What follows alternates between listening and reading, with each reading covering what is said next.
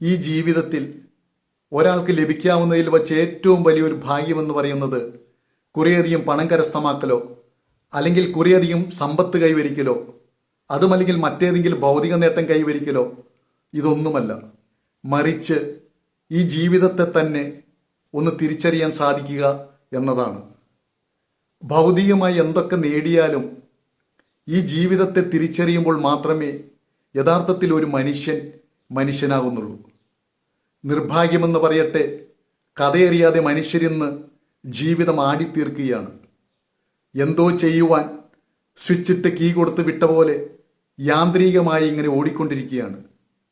ഈ ഓട്ടത്തിനിടയിൽ മനുഷ്യർ ജീവിക്കുന്നുണ്ടോ എന്നതാണ് ചോദ്യം. ജീവിക്കാൻ വേണ്ടി മനുഷ്യർ അറിവ് സമ്പാദിക്കുന്നുണ്ട്. ജീവിക്കാൻ വേണ്ടി മനുഷ്യർ അധ്വാനിക്കുന്നുണ്ട്. ഇന്ന് അറിവിന് പിറകിൽ മനുഷ്യർ ഓടിക്കൊണ്ടിരിക്കുന്ന ഒരു കാലഘട്ടത്തിലാണ് നമ്മൾ ജീവിക്കുന്നത് തന്നെ. ഇവിടെ ഓർക്കേണ്ട കാര്യം, അറിവ് സമ്പാദിക്കുന്നതും രാപകൽ നോക്കാതെ മനുഷ്യർ അധ്വാനിക്കുന്നതും മറ്റും ജീവിക്കാൻ വേണ്ടിയാണ്.